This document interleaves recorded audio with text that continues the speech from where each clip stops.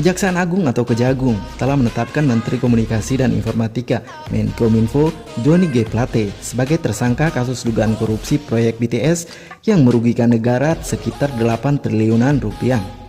Menteri Koordinator Bidang Politik, Hukum, dan Keamanan Menko Polhukam Mahfud MD pun bercerita soal kehati-hatian jaksa dalam menetapkan Johnny G. Plate sebagai tersangka. Johnny awalnya diperiksa sebagai saksi dalam kasus ini pada 14 Februari 2023, 15 Maret 2023, dan pada Rabu 17 Mei 2023. Namun kali ini status Johnny naik menjadi tersangka. Kejaksaan Agung menetapkan Johnny G. Plate sebagai tersangka setelah melakukan pemeriksaan dan langsung ditahan. Menko Polhukam Mahfud MD angkat bicara soal penetapan Johnny G. Plate sebagai tersangka kasus dugaan korupsi proyek BTS. Ia memastikan tidak ada unsur politik dalam penetapan Johnny G. Plate sebagai tersangka.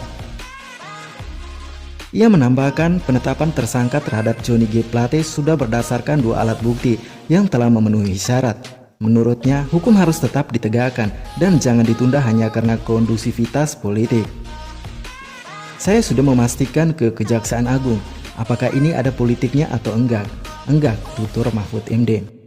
Ia menambahkan, kalau memang 2 alat bukti sudah terpenuhi, ia ditingkatkan menjadi status tersangka, karena kalau sudah memenuhi syarat, kok tidak diangkat dengan alasan kondusivitas politik, maka itu salah.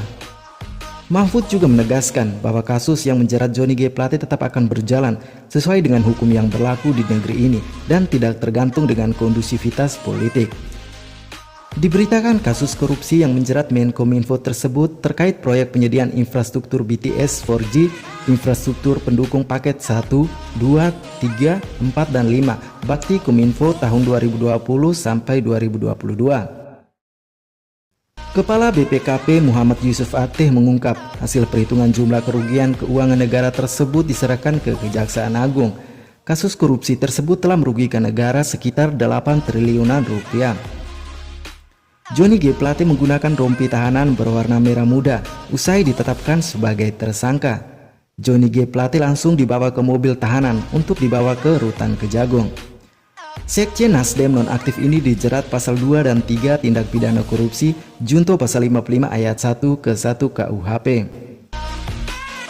Kerugian keuangan negara tersebut terdiri atas 3 hal, yaitu biaya kegiatan penyusunan kajian pendukung, markup harga, dan pembayaran BTS yang belum terbangun.